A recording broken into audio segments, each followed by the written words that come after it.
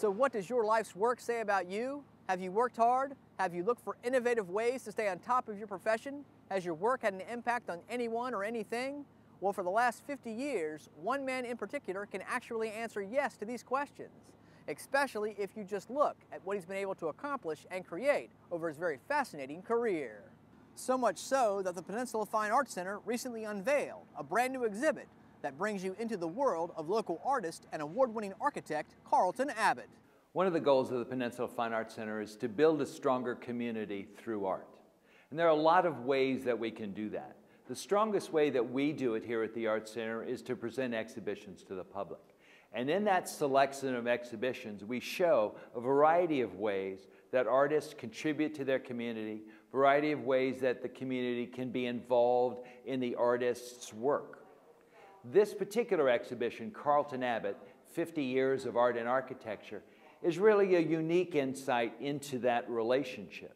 So that as you see behind me, you can tell that Carlton Abbott is indeed an architect of some note and some familiarity, because he's done a number of things that the public sees, walks, deals with on a regular basis. He's done work at Jamestown.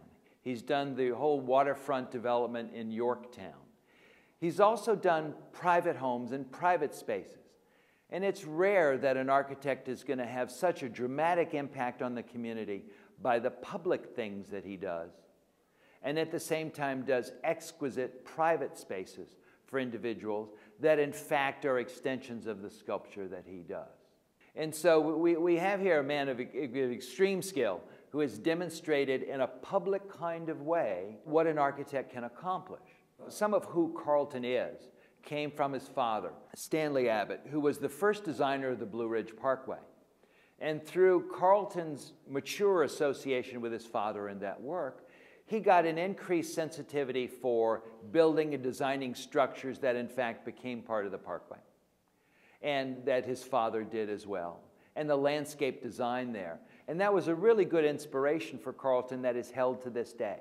But Carlton Abbott is really more than just an architect. And you'll see that the moment you walk in, because in fact you don't see architecture first.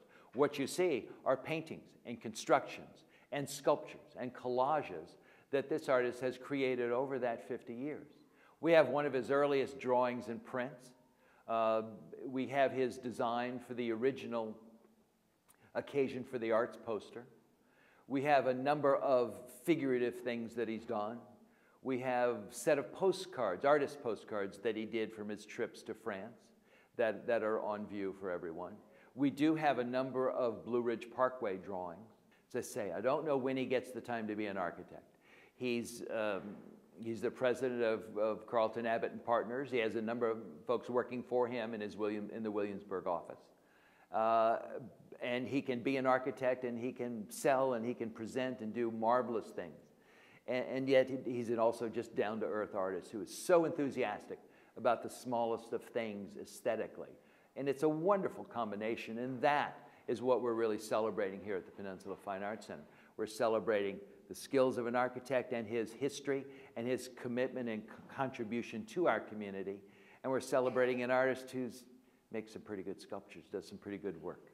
And we have over 150 pieces here for you to see. This exhibition, Carlton Abbott, 50 Years of Art and Architecture, is on view here at the Peninsula Fine Arts Center in Mariners Park until March 21st. So we hope you'll come. You gotta leave yourself some time. There's a lot to see, and a lot to see if you need to kind of give these works a few minutes of your time, because there's some wonderful variations. The variation of geometries that he has explored is really fascinating, and there's some lessons to be learned. And of course, to see an architect who has built an environment that we experience on a daily basis, it's important to raise him up and recognize the contributions that he's made.